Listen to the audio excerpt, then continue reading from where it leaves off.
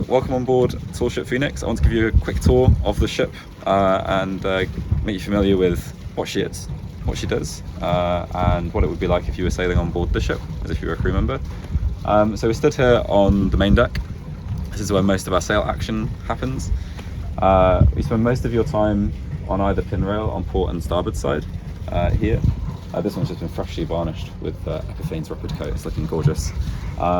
But yeah, these braces here, these brace lines, they control our yards. So the yards above me here, they're not static. They don't just stay where they are. We can brace them around to face the wind. So those whole yards, they spin around like that, so they can face the wind, use all of the wind that's available to us. Bracing sharp and a starboard tack. Ready on starboard braces. Ready on board. All the way.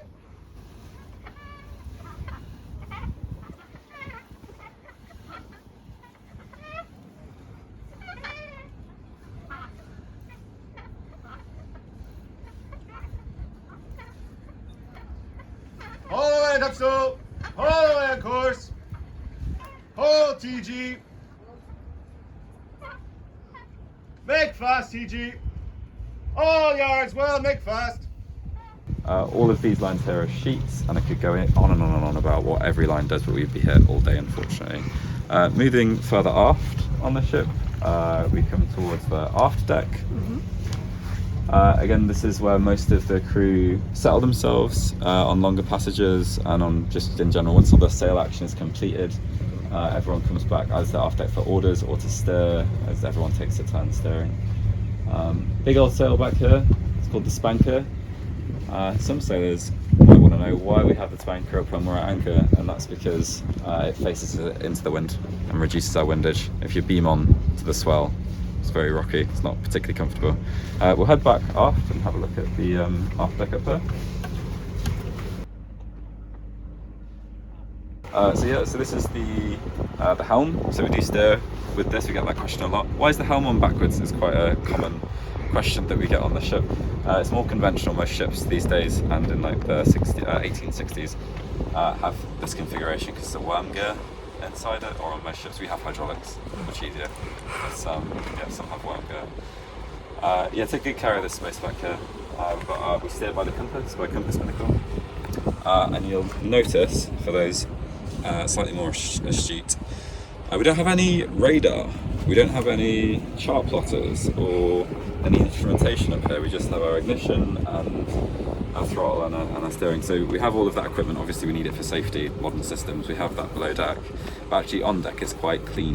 There's nothing really to distract you or screens to look at. It's all very traditional, and you know, to this day we still steer by compass bearing. So myself or the first officer would go below, do some navigation and be like, okay, steer 335, and then the helmsman will steer 335, and yeah, that's still very much how it was back in the day.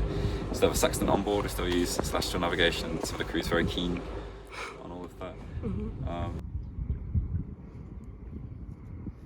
Does that add any time to actually navigating around, or is it just is it a preference thing then for you guys? Yeah, I think that it's something that I've been lucky enough to have some really, and still have really good mentors for my job on the ship, and something that I realised, he always did traditional navigation, and obviously through our training in the United Kingdom, for example, is of a very good standard, and we're always taught to do traditional navigation even if you have the most modern systems. For that reason, is because at sea anything can happen. You know, you can lose all your electronics, you can lose your engine, you know, anything can happen. You need to be prepared when that does happen. So we just run traditional navigation on paper charts with a pencil and a plotter the whole way, and then take sunsights when we need to, if we're on longer voyages and we can't see land for a while. That's a process that can take quite a while. You're right, like it can slow things down, but something that I don't think it's a case that it's a slower process than GPS. I just think it's a case of practice. So back in the day, in like the 1800s, people were doing this from the age of 15, and they were doing it every day, all the time, all the trainee officers. And the more we practice it, the faster we get. So these days, we don't typically notice a difference in time. We just know it, and particularly when we're in local waters, like very, very comfortable. When we have sails up back here, obviously we steer from here, but when we have all of the sails up, all of the squares, you can't really see anything. You can't see where you're going, so keeping a good watch back here is very, very important. Great thing to point out, when we have trainees or we have anybody on board the ship for a sailing experience, whether that's paid guests or people from a charity, some young people on board for a bit of training, we stopped working basically when we have, particularly when we have trainees like teenagers, we stop working and we instead just instruct. The ship, we know how to manage the ship safely so that we can have them executing all of the jobs. We give them a proper, thorough induction, and from the time they get on board, I don't touch the helm. The kids, they're obviously supervised at all times. We're keeping good watch at all times as well, but they're doing it. They're sailing the ship. They're steering, they're pulling the lines.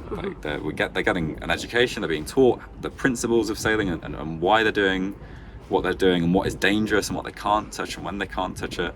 And most of the time, if we're easing lines, particularly lines that are very, very, very heavy, have good number, hundreds of tons on the line, we'll do that. Just if anyone drops that's pretty don't want that. But yeah, so I think that's a really special thing, because I feel like that can be, on most sail training ships, that is how things are, but it is absent on some ships, on some square riggers, something we very much encourage, and we get people up the mast all the time. Get them up, get them on stowing the sails, get the sails set, end of the day, same routine, have a great sailing day, drop the anchor, drinks out for everybody, and get them up the mast and stowing and being a part of that, the crew. Perfect. Right, we can go below. You understand we're not currently on charter, so we're not looking super sharp below deck, but it'll give you a good idea of the space that's available below deck.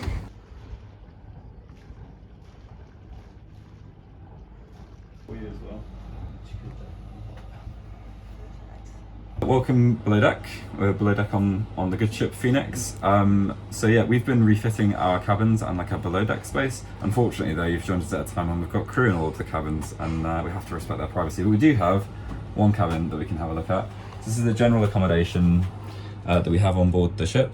As I say, authentic wooden ship, so she's not super watertight.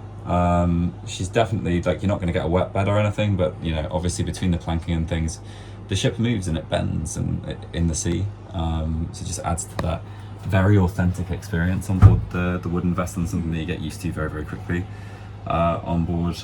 We can accommodate 10 guests, including the crew or trainees, whichever. Each cabin has 24-hour phone charging. For those of you that sail yachts, that's a massive privilege. I installed that at the start of the year for a bit of welfare for people. So yeah, they've got 24-hour lighting and phone charging in the cabins, and quite roomy. This is an ex-cargo ship, Baltic cargo ship. So they're quite large cabins. You get a lot of space in them. But as I say, we're towards our winter now, so we're starting to close things down. So we can come say hi to Maria, our chef. So this is the saloon in here. This is where all of the socialising goes on, and we have all of our meals here. We just had waffles this morning for breakfast. A little bit more light as well from the hatch up there. We've got all the charts on the walls. These are out of date charts that no longer relevant, that we can't keep.